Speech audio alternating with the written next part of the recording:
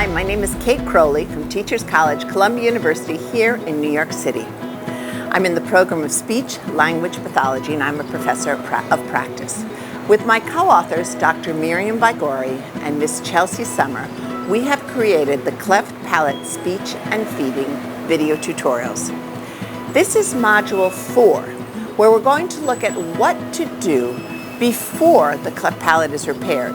So we'll look in Module 4.1 about feeding strategies, and in Module 4.2, what can the speech-language therapist do for a baby who's beginning to use language, beginning to babble, so that there's less speech therapy needed after the palate is repaired. So a child with a cleft lip and palate may have difficulty feeding. A child with a cleft lip may not have that hard of a time as compared to a child with a cleft palate. A child with a cleft lip, well, they've got the clefting of their lip, but their oral structure is intact. So the child, may encourage the parents to close both sections of the lip so that they could create that suction while they're nursing or feeding. With a child with a cleft palate, it's much harder. A child with a cleft palate can't create that pressure, that suction, because all the air is coming out of their nose. And in order to express milk, in order to drink, they need to create that suction. And so with a child with a cleft palate, you'll want to encourage the parent to do certain things. For example, you'll have the parent feed their child in an upright position, whether it's from the breast or the cup. So you'll have them upright so that when they're drinking, when they're sucking, all the liquid goes down versus going up to the nasal cavity. You'll also want to have the baby burped every 5 minutes. The child's taking in so much air since there's that open hole in their palate. And so they may become uncomfortable and need to be burped more often than another child. So after you're done feeding the child, you'll want to tell the parents, have them seated in an upright position for 20 to 30 minutes. This will avoid anything coming out of the child's nose. If they're laying down with all that liquid in their mouth, that might cause aspiration. They may choke. So encourage the parent to keep the child upright for 20 to 30 minutes after they're feeding. You'll also want to suggest to the parent that the baby should drink 2 ounces of milk for every ½ kilogram of weight. So for example, if the baby weighs 4 kilograms, she or he should drink 16 ounces daily. The child should have small and frequent doses. The child is exhausted from working so hard to get that suction, to create that pressure to drink. So you want to make sure the feedings are short and that you do it often because they may not be taking as much milk as another child. So limit the feeding time to 30 minutes and have the parent do it often throughout the day. You'll also want to encourage the parent to put the nipple in the baby's mouth where there is no cleft, so where there's a hard palate.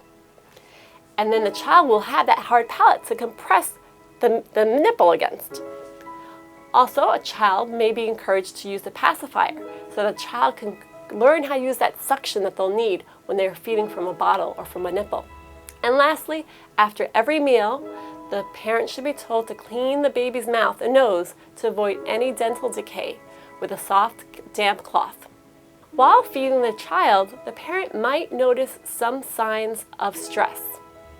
Babies do communicate and do show their parents when they're feeling uncomfortable. So there may be some signs such as coughing or choking during the meal, or kicking out and wildly stretching their arms and legs. They're uncomfortable. And so the parent should take a break for a while.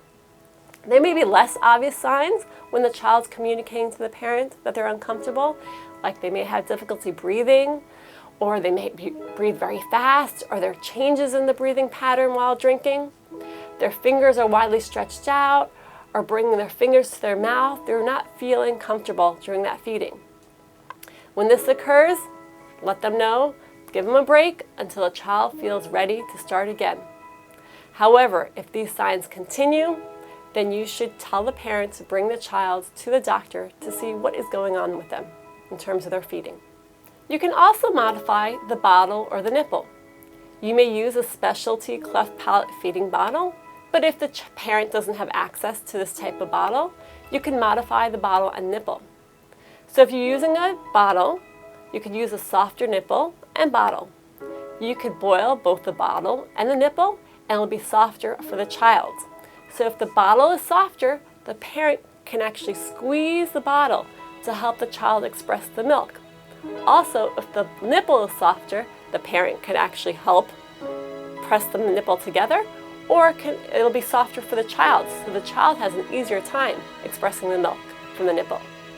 If the baby's still having a hard time expressing milk from that nipple, you could also modify the nipple. So you can make an X on the nipple so that the hole is a little bit bigger, and the child will be able to take in more milk from the nipple.